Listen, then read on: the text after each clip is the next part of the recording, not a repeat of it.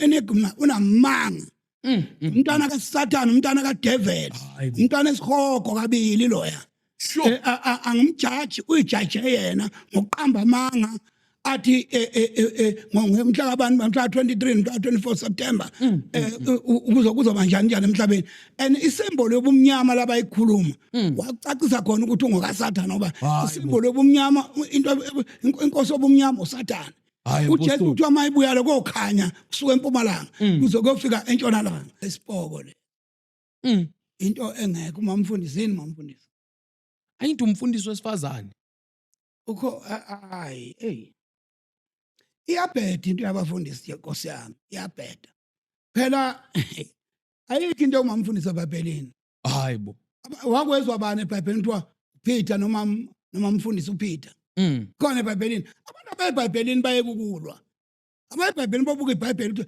bona bayinkolo entsha yini kanti bona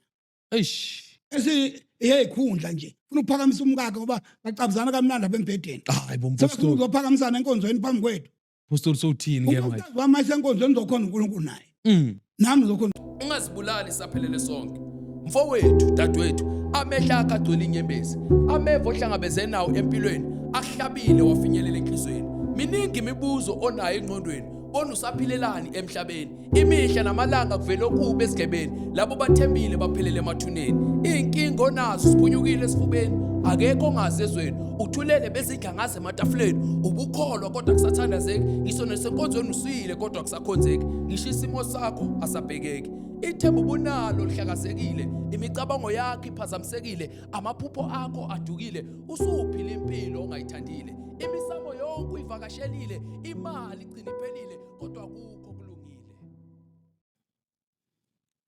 greetings bafowethu ngiyabingelela welcome like haya go Gifted Media you know I'm always booming with a boom content igama nguGift Mabunda your favorite one if not yet your favorite please make sure you click the button and subscribe and make Gift your favorite one you know every time you guys you subscribe is the more ugift efaka ama episode ashisayo so please bafowethu asikele ni button subscribe we can't have more than 100k viewers but less subscribers so but please bafowethu let's encourage one another to say asimsupporteni lo mfana omncane and also thank you so much to all of you who always making sure you comment on our comment section you always make sure you like you always making sure you share our content I really appreciate special appreciation to Restoration page lapha ku Facebook this man take all my episode every time I post he cut it by 1 minute so I really appreciate us asilivakasheni page like ku Restoration lapha ku Facebook and also thank you so much guys to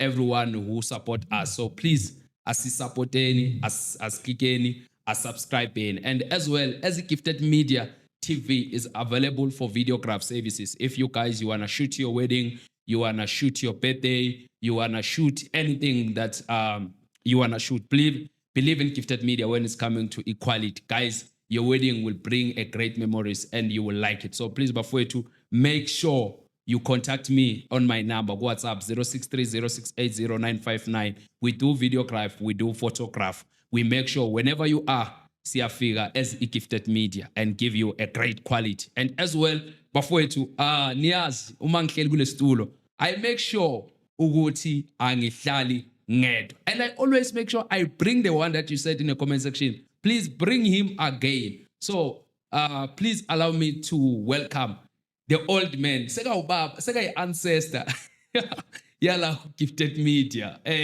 ubaba uMthiya baba uMthiya unjani se siyaphila yeah osasigcinile uNkulunkulu uqinile somandla siphila ngaye eish alikhweli siphila ngaye baba uMthiya bajabulile abazalwane ababukeli bajabulile bathi hey ubaba uMthiya uhlezi esiphathele iqiniso akashuka code ungena straight to the point by the way awubingelele ababukeli bethu ngiyabingelela babukeli nonke la nikhona abangithandayo nabangizondayo ngiyababingelela egameni elihle lenkosi yethu uJesu Kristu amen asucedile bengithi uzabingelela ngegama lika bani angithi yazi lika linye igama enikwe ebantwini lika Shembe hayi Shembe isikhotha ihlathi umnyama nje mawungangena khona awufani lodukuze kumnyameni la indlela ingekho khona. Yeah. Angeke sikhuluma ngoShembe. Hey. Shembe indoda angakithi ngapha. Ko Nanda. So ilapha kwaMbonambi. So manje nje siyazi ukuthi umuntu omnyama ofana nathi sonke. Eish. Usamile kule ndaba ukuthi ayikho. Usamile awuyiyeke kule ndaba ukuthi. Ukuthi uNkulunkulu.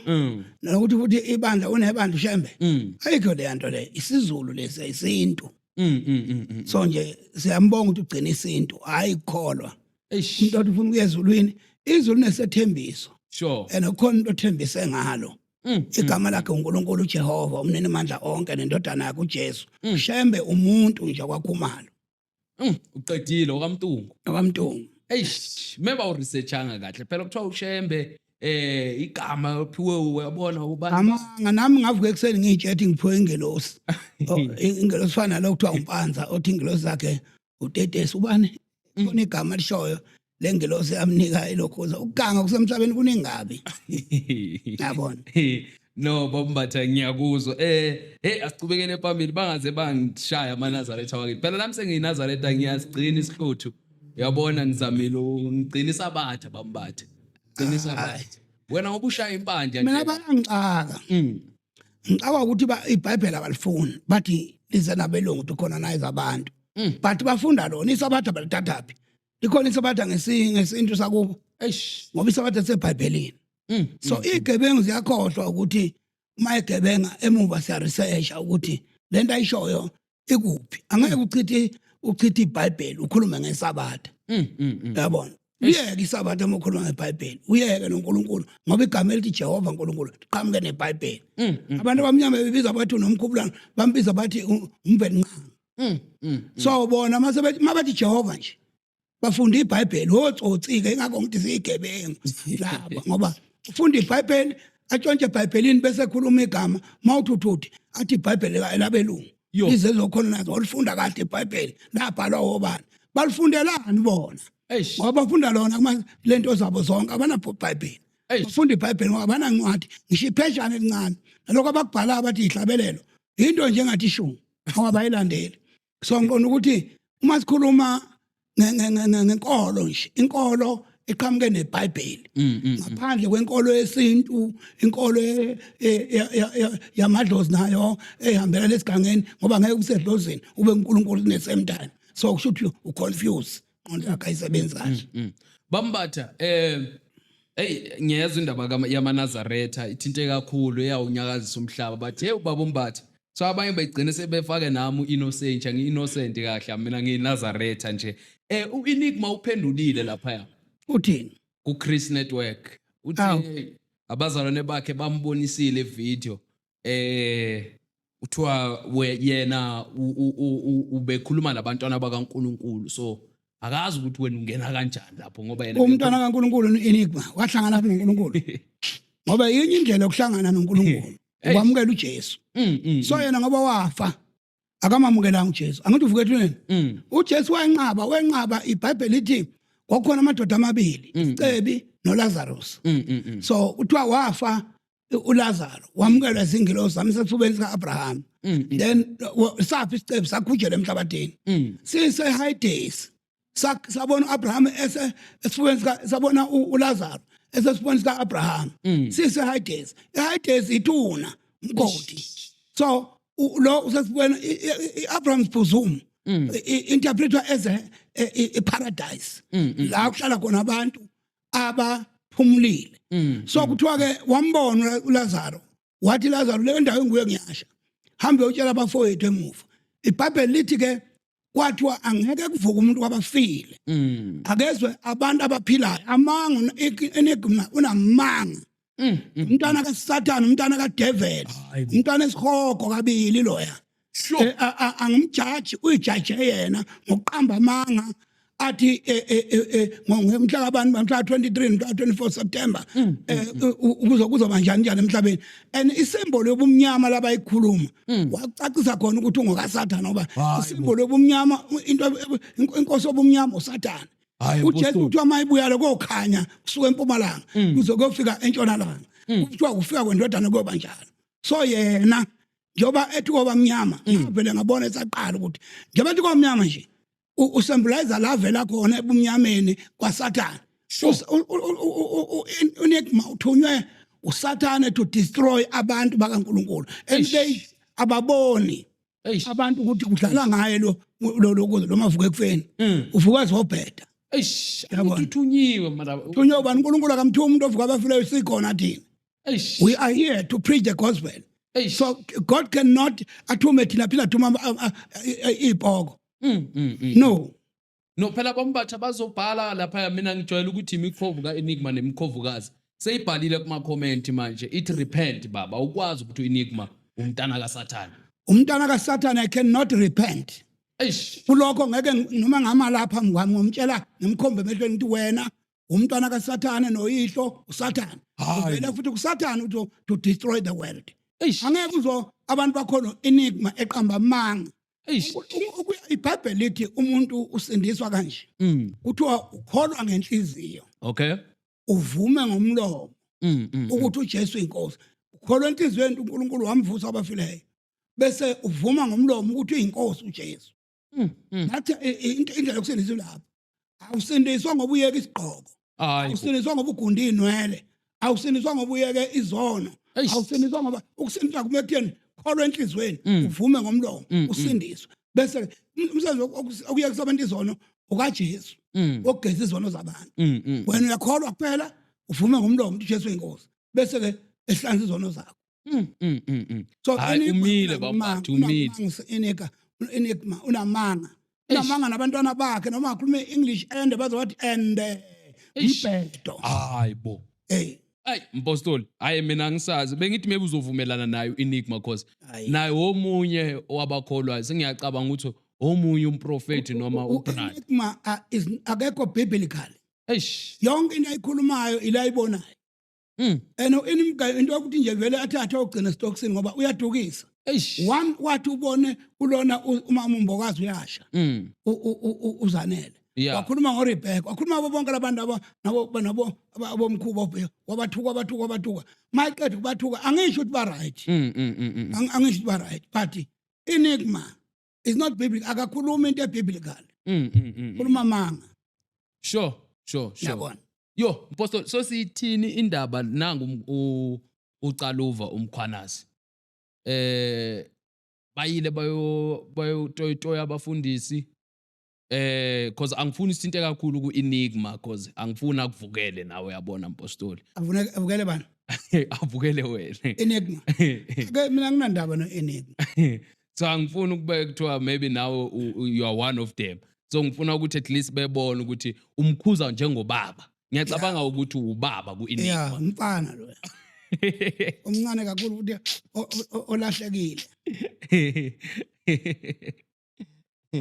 no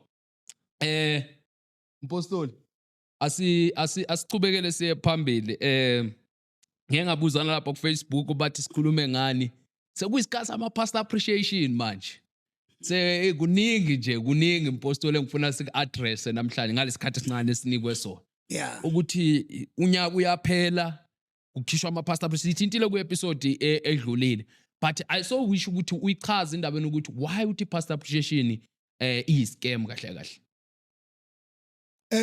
iBhayibheli libhale kahle uyabona nje isikholwa sihamba ngokusho kweBhayibheli hayi ngokuthanda kwethu okay but uma umuntu evule istokvel sakhe athi ibandla singeke samjaja kule stokvel sakhe futhi angifuni umuntu aphendule ephendulela istokvel sakhe ngoba when we do pastor a pastor is a calling yokwelusa ibandla likaNkulunkulu okay and a pastor is a shepherd umelusi yena obringa ukudla ezimvini uyangizwa baba makuthiwa umelusi ushuthi uthatha izimvu uzise ekudleni akuzona izimvu ezondla wena okay uyangaunderstand angeke uthi upastor ulindele ukondliwa izimvu uwe odinga ondle izimvu okay one okokuqala nje abafundisi labo kuthiwa abafundisi kwakona ukuthi umuntu abizwe umfundisi Akusona igama lomuntu umfundisi, iphiwo. Uyabona? Yeah. Isiphiwo ukuthi umfundisi, a gift of teaching. So it's not the name of someone. Yeah. Njengoba ngizokhuluma umuntu yakwade. Baqala ngokuganga bagcobane bafaka no corona. Bafakane mawuthi uyabuza corona ukube eBhayibhelini. Awukho ndawo. Yonke ke lemkhuba yo pastors appreciation base company. Ama-company wabo laba avulayo babiza ngegama lika Jesu uthi abalibiza ngegama lika Jesu. Ucabanga ukuthi sweet Dash of Compulsory Church. Igama lika bani lelo? Uthatha lo gama. Iqala into yakho ozoyicontrola ngendlela yakho ulingisa ushembe nje. Ngoba lamasonto afana noshembe kahle kahle. Hayi bo Nedajika ngokuthi wona azila izono. Amanye awazidla izono. Secabanga ukuthi ezulwini ukuzila izono ngoba iBhayibheli uthi incwadi kaMateyu 7 evesini ka21 akusibo bonke abathi inkosi abayongena embusweni wezulu. Uthi kuphela yilo owenza intando kaNkulunkulu osezulwini. So if pastors today namhlanje beziholela bona emhlambini kaNkulunkulu. Okay. Baze basethe ngcono makuthiwa bayaphiwa. Kuthiwa ke sibonge nje ingcebo zikaNkulunkulu. Kusho ibandla. Manje iPastors Appreciation is a forced. Bayenza bangakhulumanga nebandla balicele bavele bayiphoqe ukuthi ayibe khona. Bathengelwa imoto bephoqa bethangane usibanibani uyayilokhuzi bayaphiwa bani imoto bathengelwa imoto ngempoqo. So kuhle uma umuntu ekupha. Yeah. Ngomusa. Lento kuthiwa iPastors Appreciation kahle kahle yegebengu eyoxoxa abafundisi abaxoxa abakhuthuza ngako ibandla likaThixo. Yabona? Incwadi mayikhuluma nabelusi. Incwadi Acts isenzo. Chapter number 20 verse 28. Ngaqala verse 17. Ukhuluma uPaul. Ukhuluma ukuthi sengiyahamba. Ngiyazi ngayo mhlambe ngiphinda nibone ubuso bami. Nina nonke ngishumele phakathi kwenu. Uthi niyazi ngishumele kanjani. Ngithanda verse 28 ke uthi ke siqapheleni nina. Into yokuqala if you are a pastor you must look at other pastor. Ukuthi uhamba kahle na. Yeah. Before uzokwelusa ibandla likaNkulunkulu. Siqapheleni nina bese ngiqaphela nomhlambi. kaNkulunkulu anibeke kuwo umoya ongcwele ube nibe wabonisa. Lokwelusa ibandla likaThixo azizuzelona ngegazi lakhe. Uthi ngiyazi emva kokumuka kwami kovuka amadoda lapha phakathi kwenu. Akhuluma okunye. Uthi adusa abafundi avunga iBhayibheli ukuhunga. Is to manipulate. Abanye baba manipulate ukuthi babalandele. Bese iBhayibheli ithi ke nangaphandle koqhamuka impisi. Ingakho ubona abantu eNigeria mafika la eSouth Africa ngelanga lifika ngalo lupastor. Iyeke intshebe iyeke yonke into libe upastor noma kade lingasonto libuya khona. Ibona ke abantu abafikela bazokwedusa kakhulu bona abantu besibele okushini bezokhonza edrobheni. Hayi because bafuna uNkulunkulu. Bafuna into ezenziwe edrobheni. So ngiqonda ukuthi ke mfowethu ama pastors appreciation ama business amadoda. Hayi bo. Azoba rich awuthenga imoto amadoda manje. Awudla kamnandi ngokhisimusi kodwa athi asebenzela uThixo. Ngikuqashe ngitshela usimbuzi zami noma izimbuzi zami. Wena bese uzisenga ngazange ngisho ukuthi senga. Uyisenga lesikoteni. Kuyasengwa kanti mfundisi basuke bese hayi bo. Ukusenga phela. Senga abazana. Lento abazana bayiboni. Bagcwele kulamasonto lokudlala. Nami ngikwenzile. Udlile manje usengile nawe ngibambatha. Ubuye kosenga nawe. Kodwa iBhayibheli bengathi alikhuluma lutho ngalento engenzayo. Lithi imbi. Ingakho ngathi let me repent before I die. Yabona? I don't want to die there. I must repent myself and then starting to preach into a right. Yabona? Ngeke vele mawuzoqala ibandla bese uthi sweet Dash of the Compulsory Church ushinto yakho. Ngoba eBhayibheli nalikho lelo gama. Ngathi insindisi isimple baba. Ukukholwa ngenhliziyo. Yeah. Uvume ngomlomo ukuthi Jesu inkosi. Bese uyasindiswa ngithi. Yeah. So mangithi ke usisebandleni kaJesu same time. Akudingeka igama elinye. Ukukholwa nje uphenduka wamukela uJesu. Usumntwana kaNkulunkulu. Sure. It's no need ukuthi ungaze kufuneka elinye igama. Okanje lona kuthiwa sweet Dash or bese kuthiwa kunandaba. Amakhana unezingane zakho uyiqamba amagama. uNkulunkulu baqambela amagama bese kabathixo. So ama pastors appreciation into abakhuthuza otsotsi. Abafundisi. Sure. igebengu ephatha amabhayibheli ayikho biblical leyo nto leyo uyayala Bambatha. angiyali nebhayibheli aliyazi Then Bambatha usithi into endaba nesithembu uthini ngendaba yesithembu Bambatha? hayi angisho lutho ngesithembu Yini kodwa unaso Bambatha nazothi awusho lutho ngesithembu? no ngisho ukuthi angisho lutho angithi ngithini angisho lutho ungasho wena ngithini Okay, uthini ke ngesithembu Bambatha? ngithi phela wena ngitshela ngithini nangisho lutho ushilo Eh, isithembu uthi sibiblical noma sikho? ake ngithi mazokhuluma ngesithembu ufuna uqala ube umIsrael Okay. ngoba kwaIsrael bekholwa ngenyama nje bungadingeki kube kumoya so bebeganwa ngendlela abafuna ngayo and iBhayibheli yacacisa ukuthi akuyena uNkulunkulu abaganwa isithembu bayayiganelwa abantu isithembu and uNkulunkulu wakhuluma ukuthi ulokhu uSolomon wena abafazi abo 700 and something kodwa lithi iBhayibheli bamedukisa uSamson wayena athola umfazi waseKhushi usezogcina umkhuba weThixo waseKhushi akhohlwe uJehova uNkulunkulu owathi angabi nabanye uNkulunkulu ngaphandle kwakhe yabona Yes. Yo, Bambatha na i-comment la from ngiyacabanga iBishop le uNkosi Nkhona athi the statement saved by grace through faith taken out of context by New Testament church in a way that they suggest that we no longer have to keep the commandments of God including Sabbath. Satan right there stolen a huge blessing comes by keeping the Sabbath holy. Christians don't realize that Sabbath keeping still binding in the new covenant of promise according to the book of Jeremiah. So ngifuna ukunderstand la base lento commenta izinto bebacela abantu ukuthi uBambatha uthini what is the take kaBambatha ukuthi why singayigcini imithetho. Imithetho mephiyana umthetho omningi eBhayibhelini. Imithetho le the commandments actually I think it's the 12 commandments. Ama commandments maningi. Kodwa khona imithetho yabhala eHoli leyishumi. Okay. Khona umthetho kaNkulunkulu. Okay. Nomthetho kaMose. Yes. So when they talk about a commandment basho mphi? Le kaMose. AkaMose ugcina umthetho kaMose sahlanzwa ngegazi kaJesu. Umthetho kaMose awukhumula sawulahla eceleni ngegazi kaJesu. Kweleti umthetho kaMose. Sure. Lona uPaul akhuluma ngayo athi wasenza saba izigqili la. Umthetho kaMose. Sure. Into esingeke sijike umthetho kaNkulunkulu. Sure. Njengoba lithi ngaphingi nje asiphingi. La umthetho kaNkulunkulu. Lithi ngatshontshe asitshontshe. La umthetho kaNkulunkulu. But the Sabbath, iBhayibheli lithi Sabbath, igama Sabbath mean rest. Sure. Ukuphumula.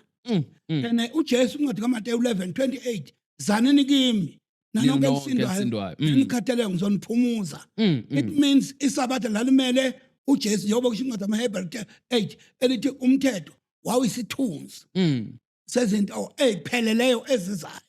Kusho waye ungeyona into ephelele umthetho. Sure. Kwakuyisithunzi.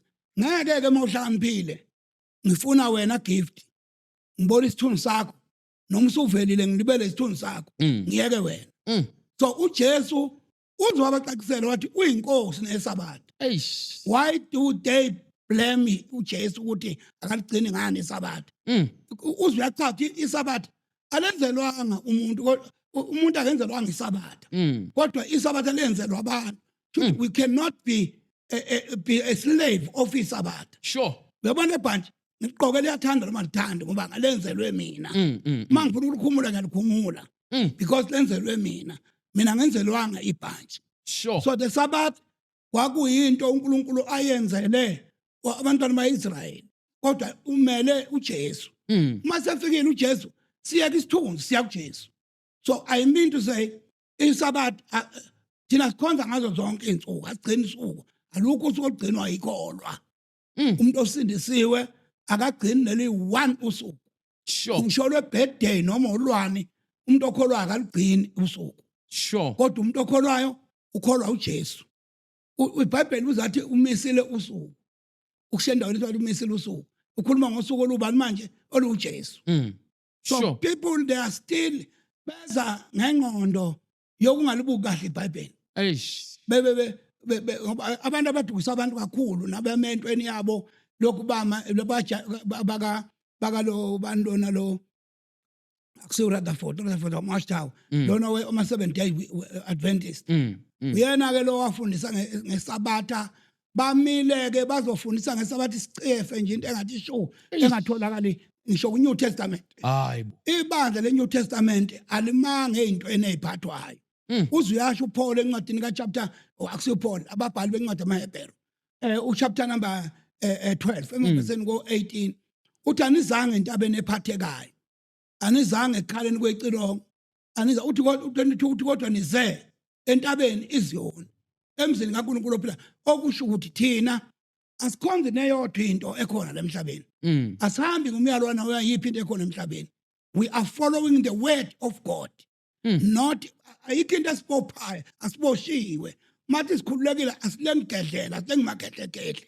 silenga uJesu all over la sihamba khona singabakhe so we don't owe anyone anything you say shisabatha silikweleti abagcini besabathu uJeremiah 31:31 uthi ngikwenza usekhuluma ile ayikhotayo uyikhotha engayizwa uthi ngokwenza isimane sisha nendlu kaJuda angithi uthi singafani nalesa khona u31 uthi singafani nalesa ngasenza nabo msukana ngibabamba ngesandla ukubakhipha ezweni seGibhithe uthi abasigcinanga Sure.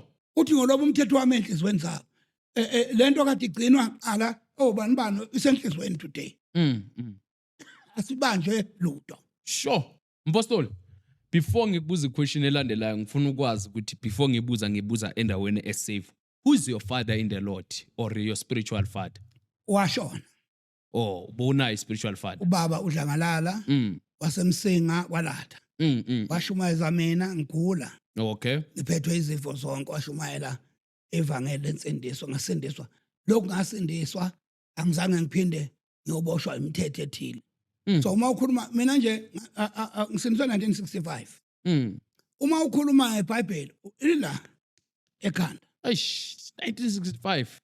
lila ebandleni iBhayibheli yafundwa baba besifunda iBhayibheli kuze kuse sibuzana imibuzo kubuza umbuzo kuthiwa phendula lento ishumayelayo uyayizwa na so we cannot bound for izinto ezingathi shu asisibophi Sure.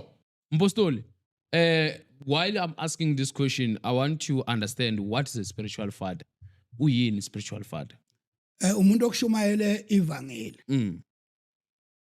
angeke sikuphike lokho akekho umuntu ongashunyayizwanga umuntu ongashunyayizwanga isipoko leso Yes. kodwa ke awulikho iBhayibheli esigcina elithi sicindezelekile siboundekile angazi uthini uba phansi kwe-spiritual father qonda ukuthi ngamanye amazwi umhlonipha njengobaba wakho owakwasisa inkolo not ukuthi ke usuyamkoloda amkolodi Akufanele ukhiphe tight kuye. Akufanele itathi phela mfowethu usubmit phela kuthiwa okweshumi kuyasubmit. kwangakhishwa ku-spiritual father okweshumi kwakhishwa endlini yengcebo lapha eJerusalem nokweshumi kwakuyizithelo ngiyazi ukuthi manje ayisekho ithelo kodwa ikhona bayatshala amabhunu laba mabesafuna ukugcinisa abantu sebagcina ukhipha weshumi bahamba emaplazini bolima ishumi zayisebenza ukugcina iKenani lingenayigebengu iKenani liphali equal but mase kufika uJesu akukhulunywa ngalutho ngeshumi shithites akukhulunywa ngalutho ku New Testament So kusafanele siyikhiphe tight. hayi mina angali uma umuntu eyikhiphela yena kodwa itithe incane kakhulu kumuntu osindisiwe ngeke uthi usindisiwe uboshwe itithe okweshumi phela kumthetho Okay. phansi komthetho Sure. iBhayibheli uNkulunkulu uthi angithi kukabili phela ukhona iorder kaMelchizedek la uAbraham khona kwasiwe enhlizweni yakhe wakhipha kweshumi konke ayinako that was the order of Melchizedek bese kuba khona iorder kaLevi la uNkulunkulu athi khona ngikunikile uLevi konke kweshumi kusho kweshumi kuyathathwa manje kwi-spiritual world kufakwa phakathi emthethweni so uma ukhipha lapha emthethweni ufuna ukukhipha isitshelo ukhipha kanjani ukhipha uthini uma ukhipha kweshumi lapha kuyilokhuza kwi-covenant yakudala Sure. uze nakho ku-New Testament ngoba ku-New Testament akukho kweshumi abantu bakamoya lapha Sure. Sure. Babukeli bethu, as you are still watching there, I just want to remind you to click the button and subscribe. I'm trying by all means ukuthi engage noBaba uMbatha through the comments that you have sent. Othi sicela usibuzele ikhehla ngalawo my question. And as well, I would like to say, please let's make sure if you have something, again, this is an opportunity ukuthi say something on the comment section. Let's hear your opinion. Let's hear your question. Let's hear your suggestion. Ukuthi uthini ngale ndaba. So please click the button and subscribe. And as well, try to remind this service from Gifted Media that we are giving to you. It's very affordable. If you want to shoot your wedding, any event outside, any place, any province, Gifted Media is available to come and film your event to keep your memories with a very great quality. So please, if you want to shoot anything, photograph service, videograph service is available. Gifted Media in this number 0630-680-959. You text on WhatsApp. I would make sure I'm a PA. I act So we really appreciate you guys. Let's hear what you say in the comment section. Bambatha asichubeke ngama question abawabuzayo abazalwana. Nangu uBishop uMdikane. Umandilakhe Vice. Uthi akentinteni indaba what is a baptism and why is important to be baptized? Into enkulu kakhulu yaphila lento ayibuzayo. Ngibonga ngathi hayi angeke ngishiye le. Umyalo kaNkuluNkulu kaJesu. Ukuthi umuntu uma one uthi hambani incwadi kaMateyu 28. Qale kuyo.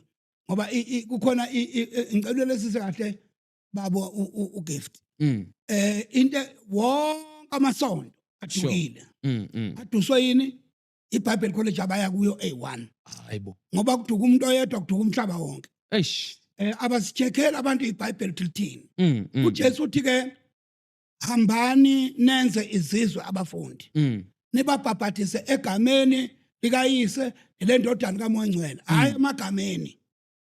Uthi egameni likayise lendodana kaMoya igama, not names in English. In the name of the Father and of the Son and the Holy Spirit. The name. Then laphana kwakusentabeni le ngaseGalile. La uJesu ahlangana khona nabafundi bakhe. Wanganamfula lapho. Akekho umuntu wabhaphathiswa. Abapostoli egameni likayise lendodana kaMoya Ngcwele. Ubhaphathiso ubhaphathisa umuntu egameni lika Jesu. Ubuke ngosuku lokuqala Pentecost, qala ukuphenduka abantu. Incwadi yezenzo 2 verse 36 to 38 uthi uPeter mayephendula nina nayibulala inkosi ngezandla nezimpi uNkulunkulu semvusela uJesu wamenza inkosi noKristu. iBhayibheli bahlabeke enhlizweni. Wasebuza ukuthi senze njani? Basethi uPeter owayekhona lapha mhla uJesu ekhuluma ethi nibabhaphathe egameni likayise lendodana kaMoya Ngcwele wayekhona uPeter. Uthi uPeter phendukani nonke. Yilo naloku inabhaphathiswe egameni lika Jesu Kristu. Ukho ukuthethelwa kwezona akasathi egameni likayise lendodana kaMoya Ngcwele. Okay. Same Peter owahamba noJesu. Uma singabuza abantu ababhabhase egameni likayise lendodana kaMoya Ngcwele ngenkani, sibabuza ukuthi uPeter wayebheda yini? Eish. Ngoba uPeter wayenoJesu. uPeter umfundi kaJesu. uPeter indaba uyithathe kuJesu. But inkinga lapha ukuthi abafundisi bethu bayithatha eBible College, abayithatha indaba kuMoya Ngcwele. Eish. uJesu waye-emphasize indaba ukuthi uma esehambile kofika uMoya Ngcwele. So ngosuku lePentecost wayekho uMoya Ngcwele uPeter wa interpreta le inkulumo kaJesu ethi egameni likayise lendodana kaMoya Ngcwele. And then uthi egameni likaJesu Kristu. Hayi nezenzo 19 eversini 1 to 5. Verse 5 uthi baphenduka babhabhathe egameni lenkosi uJesu kuphela. Alibizwanga igama. So ngiqonda ukuthi ke ngokusho nje umbhabhatho is very important kumuntu ophendukayo. Sure. Kubhaphathiswa kanjani mpostoli? Mayibhaphathiswa fakwe emanzini ithini iprocess yakho? iprocess into oqala angithi ukufuna ngichaze lezi impawu uqala. Ibhaphathiso sho ukufa. Yeah. Nokuvuka kaJesu. Mayekhuluma uPaul encwadi chapter 6 incwadi kaRomans 6 emavesini ko3 2 3 and 4 uthi ngombhaphathiso sayembelwa kanye naye. Ngombhaphathiso savuswa kanye naye. Savuswa kanye naye. Uma uJesu wangena kayi1 wafa kayi1. Ngombhaphathiso sifaka ngaki kayi1. Okay. Akafaka umuntu kathathu emanzini. Hayibo. We dip in the water. Ayingithi egameni likababa, elandodana, elikamoya oyingcwele. Yeah, ngicela ube khona baba. Ngichaze ngayiqede legama lale isiZulu sithi egameni likayise indodana likamoya oyingcwele ngesihlangane. Yivito la tatana la moya kuthini indodana konje? Sobuza mina manje bambathi. Indodana egameni likayise nelendodana kamoya oyingcwele egameni in the name ngesingisi. Thatha legama ungizwe mfowethu in the name not names. Oh, Shuthi lapha ya kuMateyu 28 igama lelo kufuneka igama likho igama lapha ukuthi yisa kulona igama ukuthi indodana kulona igama moya ngcwele kulona igama lapho we need the name. So that is why incwadi nezenzo 2 evesini ka 36 to 38 uPeter uyalikhipha igama. okay. Uthi phendukani nonke nibhabhathiswe egameni lika Jesu Kristu. Oh, Akekho umpostoli noyi1 owabhabhatha egameni kayise elikamoya ngcwele ayikho. hayibo. Leyana wazi inkulumo efihliwe leya. Kodwa kuthiwa egameni likayise azikho futhi into ezintathu lapha into eyodwa. Uyise uye umoya ngcwele. Sure. Indodana uye umoya ngcwele uye uyise. Into eyi1 leyana. Sure. But abantu bahlushwa mathematics yasesikoleni. Bali egameni kayise uyabona yise one ndodana. Kulona igama lelo. Kuthiwa abantu babhasa egameni likayise elendodana kamoya ngcwele one name. That is why mayifika uPeter babhasa umuntu bathi phendukani babhasa egameni lika Jesu Kristu. Kukho ukuxolwa kwezono zenu incwadi kaZenzo. Incwadi kaZenzo 19 uthi uPeter uPaul mayebathola abazalwane bayakhonza uthi namukela lokhu nakho namamukela umoya ngcwele bathi asikaze sethu. Usethi ke uverse 5 uthi wayesebachazela ukuthi umbhabhathe lo kaJohane wawusho ukuthini. Base bephenduka bathi sibhabhathe John. uJohn uthi iBhayibheli Paul uPaul sebabhabhatha uthi ke babhabhathe egameni lenkosi uJesu kuphela. Only in the name of Jesus Christ only. Not yise ndodana kamoya ngcwele ngoba la kuJesu khona uyise, la kuJesu khona indodana, la kuJesu khona umoya ngcwele, la kuJesu ayi1. Eish. So you can't count ubaleka i3 ushinto eyodwa. Lonke iBhayibheli makhulu ngobhabhaza khona igama eli1 alikho lithi kayise ndodana kamoya ngcwele. Lapho kwakusentabeni lapha and kwangekho emanzini. But ku action babhabheza igama lika Jesu. And ubhabhaza umuntu kayi1 faka kayi1 emanzini. Igama lesi baptizo igama lesiGreek elisho to dip something down. Sure. Sho ukuyicwilisa into engabonakali. Baptizo. Uyabona? Hayi ukumthela ngenkomishi. Hayi ukumshaya ngelokhuza. Hayi umuntu uyacwiliswa ashona emanzini nya. Ukuthi akupha amanzi mayicwilile nje emanzini. Uyabona? Hey mpostoli suyangithusa manje. Kusho ukuthi yonke le genge ebhabhatiswe kathathu kwathiwa iyafakwa emanzini yakhishwa yafakwa ipoki lezi. Uyavuka uyafa uyavuka uyafa. Hayibo. Umuntu ufaka yi1 phela. Umbhabhathi ukufa ushikumbelwa kanye noJesu ushukufa noJesu. Sure. So sithini ngalabo sebabhabhatiswe kathathu ke bona? Ababhabhatiswanga vele babengaya ngoba babeyobhukude emanzini. Sure. Hayi mpostoli. Umbhabhathi nje yi1. Igama lika Jesu kubizwa lona kuphela. Afaka yi1 umuntu emanzini. Igama lika wathi igama lika Jesu boyingcwele afaka umuntu kayi1 still obhabhaza ngoba ubizanga igama. Ukuthi isa kulona igama ndodana kulona igama moyingcwele kulona igama la kufuneka igama la. Baptize them in the name. Where is the name when you say mangafika incwadi kwakho nje ithi incwadi kaBaba. Eish. Baba ubani obaba bebaningi kangaka kubani baba? Eish. Sebebaningi kakhulu ma. Madoda no5 kuthi ndoda igama lento kuthiwa na incwadi ibhalwe ndodana. Uyothathwa ubani madoda uthela lapha endlini. Ndodana negama. Eish igama uJesu. uJesu igama. Eish. Lona linikwe ebantwini isho njalo uPeter. Uthi uPeter linikwe ebantwini ilolodwa igama lika Jesu. Hey mpostoli asibuye futhi sizwe le ndaba babuzile ababukela bayitholisisa kahle le ukuthi utha ukhuma mfundisi. Maybe to give them clarity ukuthi what do you mean mawuthi uma mfundisi akekho eBhayibhelini. Awu iphela isipoko le. Into engekho uma mfundisi yini mamfundisi. Ayinto umfundisi wesifazane. Ukho hayi hey. Iyabheda into yabafundisi Nkosi yami iyabheda. Phela ayikho into umamfundisi eBhayibhelini. Hayibo. Wakwezwa bani eBhayibhelini kuthiwa Peter noma mfundisi uPeter. Khona eBhayibhelini. Abantu beBhayibhelini bayekukulwa. abayiBhayibheli babuka iBhayibheli ukuthi bona bayinkolo entsha yini kanti bona eish eyikhundla nje ufuna ukuphakamisa umkakhe ngoba bacabuzana kamnandi abembhedeni hayi bompostoli uzophakamisana enkonzweni phambi kwethu postoli sowuthini ke manje umfazi wami esenkonzweni uzokhonza uNkulunkulu naye nami ngizokhonza uNkulunkulu ubamfundisi There's no umbatha ubamfundisi umthiye no mina mina futhi nje lento ukuthi umuntu kuthiwa umama umfundisi yini yona leyo nto le lady bishop lady apostle into zabantu prophetess funa baphakamisana uJesu uthi uma uphakanyiswa emhlabeni awusakuthola udumo ezulwini eish ngeke ingakho always if you are a preacher of the gospel you must come down we need you down ube phansi ube nothando ube phansi nje uJesu uthi wayengezange uzokhonzwa kodwa wayezokhonza umsebenzi wendoda eshumayelayo ukukhonza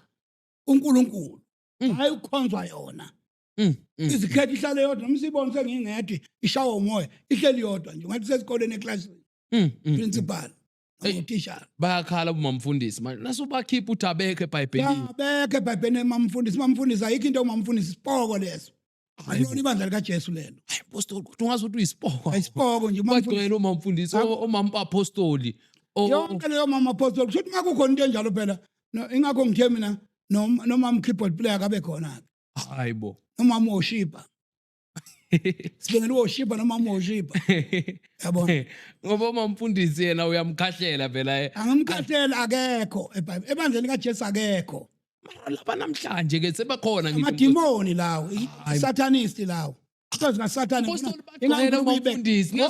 amadimoni njengoba nje ibiza umamfundisi idimoni lelo ngifuna azi ukuthi uma esikhundleni samadimoni abantu abaphikisa inkolo eqiniso ushade nomfundisi umuntu obiziwe naye ingakho bemhloniphisa ke unkosikazi naye asibahlonipheni amakhosikazi manje ucabanga ukuthi angithi ibandla kaJesu khonza ngephiwa uNkulunkulu mayephambili igift upha nomngami eish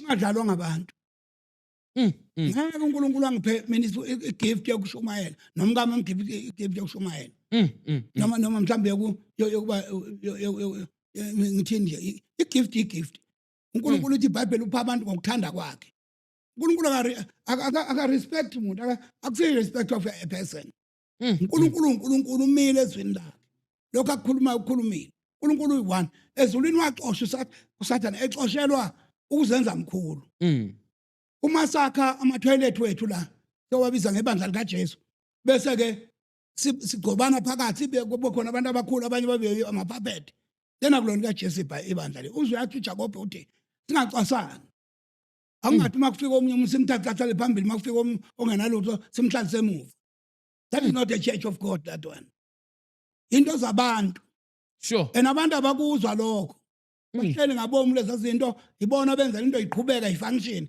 ngoba bayishiya phansi bafuna ibandla likaJesu likuphi mina mangifika enkonzweni engikhonza khona nami ngiyakhonza ngiyashumayela bebandleni ngishumayele ngibizwe uNkulunkulu mina kodwa angifiki ngihlale phambili hayibo kuhlala noma ubani phambili isitulo sakho sina sit cover cha isit cover noma sit cover khona yonke indawo bonke abahlala ama sit cover hayi ba sit cover hlala enzola umntwana una couch inyala kithi manje abafundisi sihlala uma couch manje mfundisi sakukhipha sakulahla ngaphandle futhi nyakaze kube khona ebandleni likaKristu ebandleni likaKristu ngiyabezwa bathi ebandleni ahlelekanga baba sila eJP eJP la number 10 number 10 elokhu Focus Street ilaphi lokho number 10 uya khona uyobheka kuyiSunday uyothola ngihleli emuva backseat umfundisi uhlele emuva kanjani angiyena umfundisi ngumntwana kaNkulunkulu hayibo mina ngithi nangifika ngikuvakashe ngikuthola uhlele ekhawuchini ubekelwa amanzi ijuice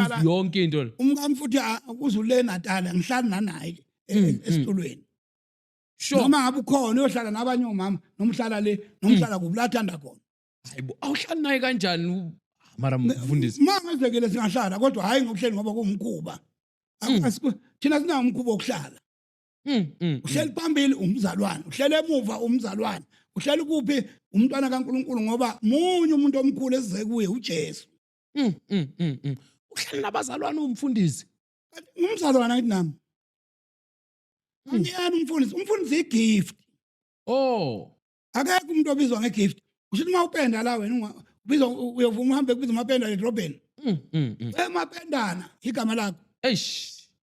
So igama lokuku-addressa kufanele bathi khona ithi iBhayibheli abanye abenza abapostoli akulona igama lomuntu lelo, abanye abenza abaprofeti akulona igama lomuntu lelo, abanye abenza abavangeli, abanye abelusi nabafundisi.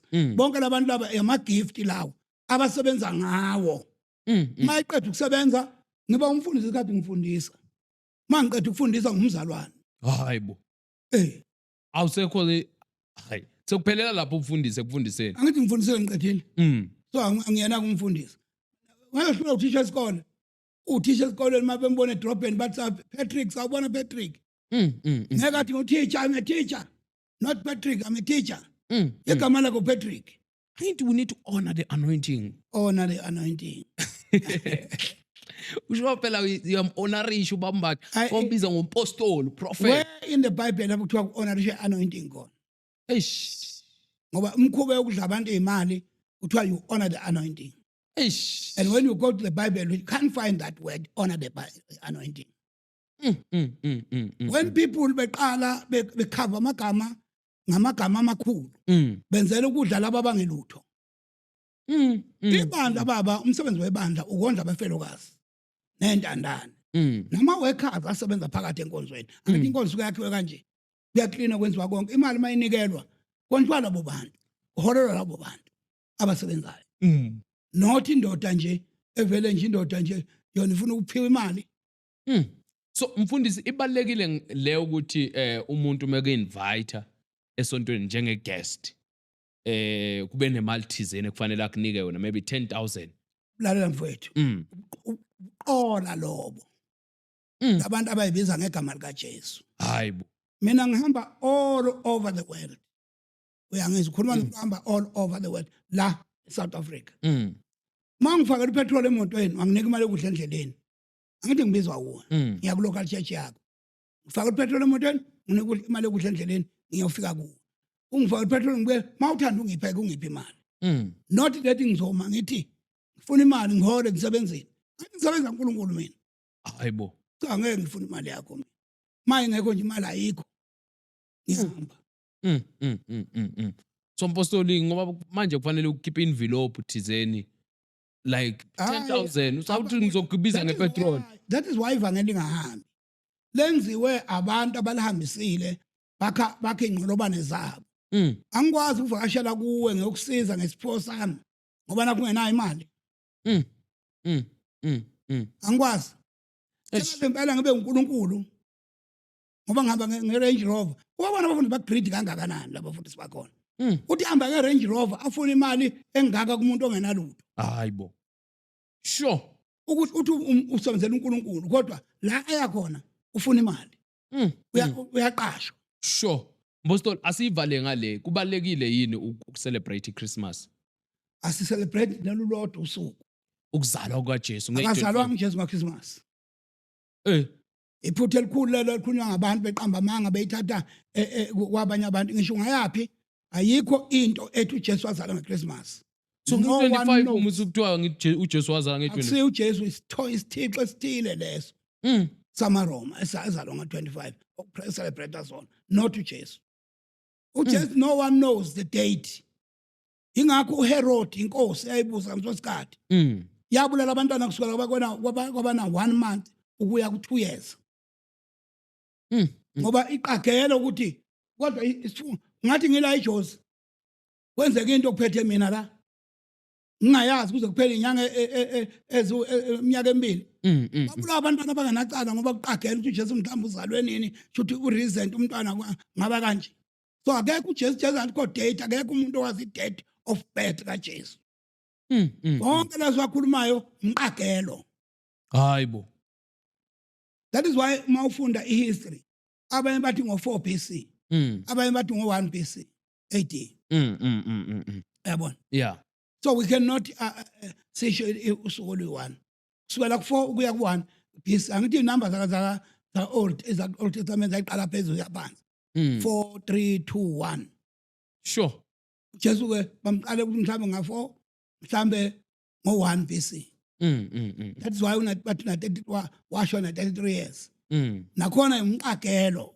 We are not sure of that. hayibo akekho umuntu ongabhala phansi athi uJesu wazala dethi yakhe ngempela yile umqagelo lo ayenza ama-research wethu lama-research ama-scientist ini ayenza ama-research yenza kanjani i-research kwankosi kade ibusa ingazi i-research yenziwa idate uzobeka idate ngomhla ka-15 nani wrong leyo date sure uma umuntu akekho umuntu wazi uJesu wazalwa nini akekho ngisho nje abafa kudala akukho umuntu wazi uzalwe yiphi date exactly hayi le iyangithusa le That is ngithi umpostoli why- ngayi-25 wona 25 awuzokhipha ilo mina sidlela inyama nabantwana ekhaya sihlale thina sikhona uNkulunkulu noma nini uyabona nje inkonzo yakulokhu izoqala lapha kwelokhuza kwethu yophela ngeyi-22 thatha 7 days inkonzo sobe sinayo eNewcastle kobe kuhlangene umhlaba lapha eNewcastle sure so nje imvuselelo lena ufuna ingene lelo kuza abasenza kakhuluma bayilala abazomsi yeNewcastle mawufuna ukusibona yeNewcastle zokunika indawo enqayizivele emathadeni kulapho indawo ihholo lapho likhona lapho kukhonza khona ibandla likaKristu kube kushunyayelwa kube kudliwa ivesi yashunyayelwa hayi ngeyi-25 ishaya sisemakhaya thina sihambela akucelebrate wanikseelebrate celebrate asinankonzo nangeyi-25 thina asivele sisemaphethelweni sivale iy'nhlelo nazo babumbathi ngoba suthintele yaseNewcastle ngiyazi umuntu ohlala engekho hlala umuntu ebhizi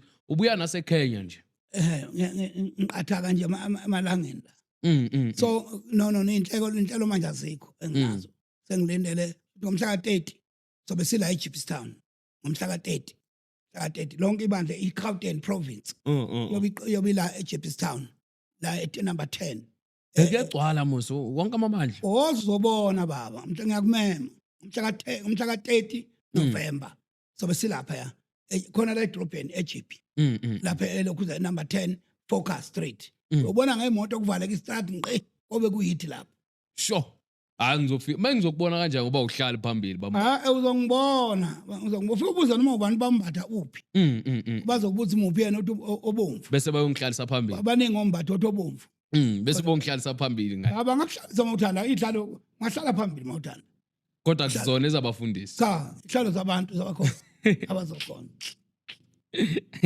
hayi umpostoli uyangiqeda manje bese ngiplana nami ukwenza i-service inyana yeChristmas ukuzala kukaJesu manje uyayikhahlela nayo umpostoli hayi Christmas ngiyayisebenza mfowethu asisebenze Christmas ngabe sidukisa abantu masaba abacelebrate i-date wrong wrong abuya date le asifune date ke vele akho date ngisho mina mangenza i-birthday mina ngiyenza i-birthday ngiyenza mina ekhaya ngenzele mina nabantwana bami or mhlawumbe ngimemele ihlobo zami ke not angikwenzi kube isikholwa eish ubirthday kuze kumenyezele inkonzo yethu ubirthday umfundisi Thanksgiving lutho Thanksgiving ngobonga ezulwini eish khona iceli ngobonga namaqhawe aphiwe emiqhele abu senjalo onenko siyama sile ezulwini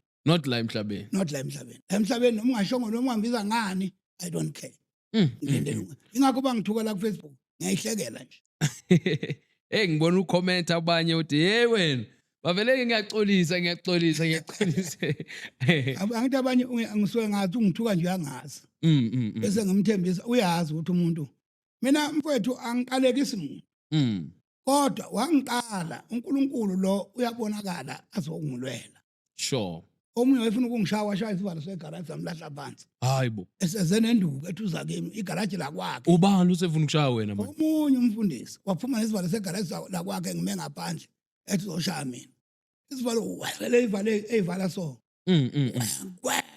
ngathi ukushayelana yona lento phela ukuthi mina ngibathuka ku media athi ngithe akekho umuntu wesifazane umpostoli wakanti umpostoli wesifazane ofuna ukushaya ngenduku cha indoda yakhe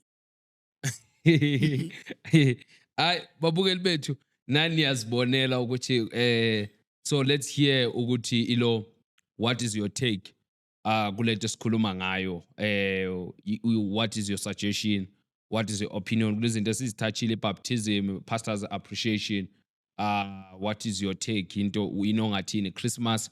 Let's hear ukuthi wena ucabangani ngezinto ezifana nalezi. And also I would like to say ukuthi bafowethu yonke lento lesiyenzela ukuthi let's share our opinion. I want also to pass this invitation to you. You want to be our guest. This is a proper way if you want to be our guest.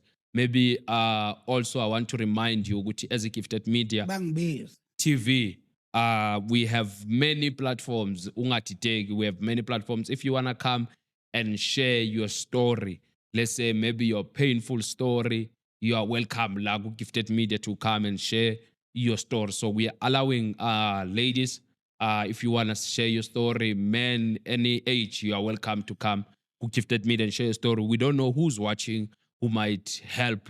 Maybe you ungene kwinkinga ongazazi sometimes, but Gifted Media, we are here to help. Let's come, let's publish your story. And if anything you want to expose, you know, Gifted Media is keeping kandali.